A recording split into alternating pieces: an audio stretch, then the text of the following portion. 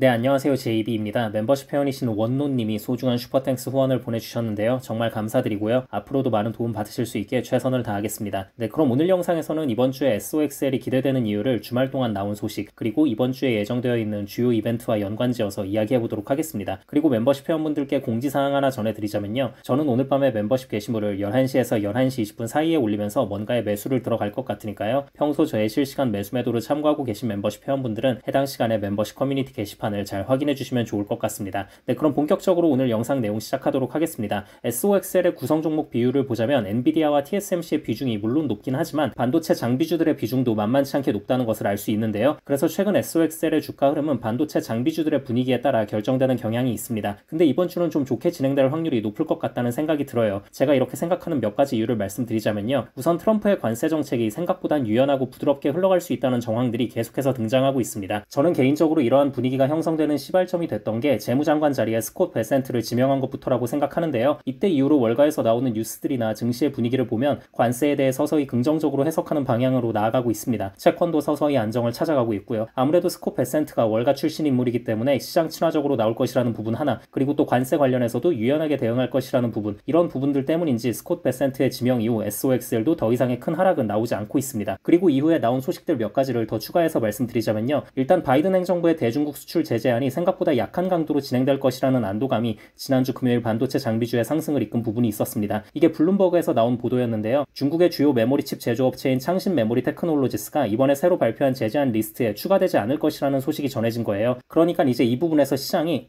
야 뭐야, 창신을 제재 안 하면 도대체 어딜 하겠다는 거야? 창신 이하로는 걸만한 기업이 딱히 없는데 생각보다 마냥 빡세게 제재하진 않을 건가 본데 하는 심리가 시장에 퍼진 거예요. 그리고 여기에 추가로 또 미국의 반도체 기업들도 바이든 행정부에 지속적으로 불만 사항을 전달하고 있고 그에 맞춰 로비 활동도 적극적으로 펼치면서 제재안의 수정이 계속되고 있다는 카더라 소식까지 전해지면서 반도체 섹터가 좋게 상승할 수 있었습니다. 참고로 이게 카더라 소식인데 믿을 수 있는 거냐는 생각을 가진 분들이 계실 수 있을 것 같아서 부연 설명을 좀 드리자면요. 개별 기업 카더라 소식이 아니라 이런 식으로 국가 단위의 무슨 수출 제재안 진행 사항 관련 카더라 소식 같은 건 웬만해선 그대로 잘 맞는 경우가 많습니다. 이거는 제가 가타부타 설명을 드릴 수 있는 부분이라기보다는 그냥 주식 투자나 경제 쪽에 관심을 갖고 돌아가는 상황을 오랜 기간 지켜보시면 저절로 깨닫게 되는 부분입니다. 아무튼 그리고 이 소식과 더불어 트럼프가 멕시코 대통령 클라우디아 셰인바움과 불법 이민자 이슈 관련해서 아주 만족스러운 대화를 나눴다고 본인의 소셜미디어에 글을 남겼다고 했잖아요. 그래서 이 소식이 전해지자 관세 걱정 좀 덜해도 되겠는데? 라는 심리가 퍼지면서 반도체 섹터가 좋아하기도 했고, 근데 여기에 더해서 이번 주말 동안에는 캐나다의 총리 쥐스탱 트리도가 직접 트럼프의 플로리다주 저택에 찾아가서 트럼프가 만족스러워할 만한 말들을 많이 해준 거예요. 대화 이후 트럼프 역시 마약 밀반입 차단 관련해서 캐나다의 협력을 약속받았다면서 상당히 만족스러워하는 모습을 보이기도 했습니다. 아무튼 현재 돌아가는 상황을 보면 관세 인상 협박은 트럼프가 정치적으로 이용하기 좋으니까 자꾸 이용하는 것일 뿐이라는 생각이 들고요. 생각만큼 그렇게 무자비한 관세 인상을 강행하진 않을 것 같습니다. 그리고 이런 생각을 저만 하는 게 아니라 시장도 충분히 하고 있을 것이기 때문에 당분간 반도체의 분위기는 회복하는 쪽으로 방향을 잡을 것 같다는 생각이 듭니다. 그리고 여기에 또 다행스러운 소식을 하나 전해드리자면요. 토요일에 발표된 11월 중국의 제조업 PMI가 예상치를 상회하는 수치가 나왔습니다. 특히 그중에서도 산업별 기여도를 보면 하이테크 제조업과 소비재, 그리고 장비 제조업이 큰 폭으로 반등에 성공했거든요. 이런 부분들은 증시의 분위기를 띄워줄 수 있을 만한 소식이라고 볼 수 있겠죠. 그리고 이제 이번 주는 고용주간이잖아요. 노동부의 공식 고용보고서가 금요일에 발표를 하는데요. 이번 고용보고서는 아무래도 호재로 작용할 확률이 좀 더 높다고 봅니다. 시장에서는 20만 개의 일자리 증가를 예상하고 있는데요. 11월은 10월과 달리 허리케인과 파업의 영향권에서 어느 정도 벗어났다는 점을 고려해 봤을 때, 거기에 연말 쇼핑 시즌 준비로 인력 채용이 더 필요하다는 계절성을 고려해 봤을 때 예상치를 크게 상회하는 수치가 나올 수도 있을 것으로 보는 의견도 꽤 많이 있고요. 결국 이 모든 건 미국 경제가 그만큼 튼튼하다는 걸 나타내는 지표이기 때문에 시장에서도 좋게 반응할 확률이 높지 않을까 싶습니다. 물론 이럴 수도 있어요. 고용 수치가 너무 높게 나오면 채권 금리를 자극하면서 채권 시장의 부진이 증시를 흔들 수도 있긴 한데, 근데 이제 현재 시장의 분위기는 관세 부분에서의 걱정이 어느 정도는 사라진 상황이기 때문에 아마 최대한 좋은 쪽으로 해석할 확률이 좀 더 높지 않을까 싶습니다. 네, 그럼 오늘 영상은 이 정도 하면 될 것 같고요. 저는 영상 초반에 말씀드렸다시피 오늘 밤 11시에서 11시 20분 사이에 멤버십 게시물을 올리면서 뭔가에 매수를 들어가도록 할 테니까요. 평소 저의 실시간 매수 매도를 참고하고 계신 멤버십 회원분들은